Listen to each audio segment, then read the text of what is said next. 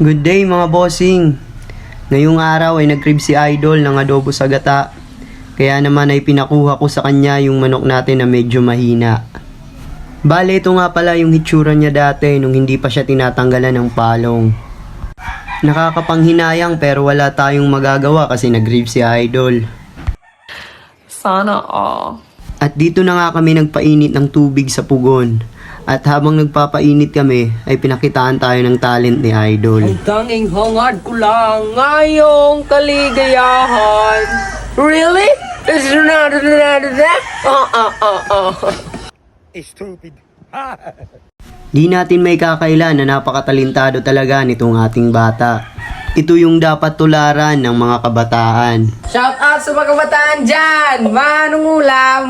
Ito wala. Bilib ako sa batang to kasi napakasipag. Meron lang siyang konting diferensya. Pag walang pera, nagkakasakit siya. Minsan naman namimiss niya yung ex niya. Namimiss na na kami, Lude. Balikin na gaak. Namimiss ka na nat mga pamilya. Pati ang mga anak. Balikin gaak, please. Milude. Mwah.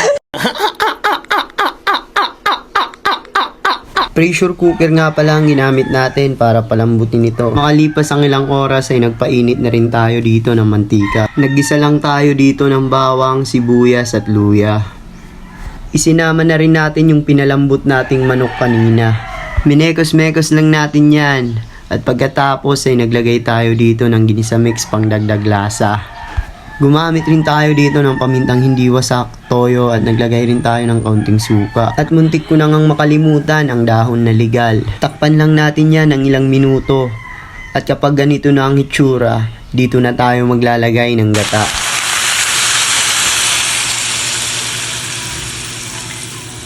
Pagkatapos ay memekos-mekos lang ulit natin yan. Makalipas ang 30 minutes ay ito na ang kanyang hitsura. Craving satisfied na naman si Idol mga boss.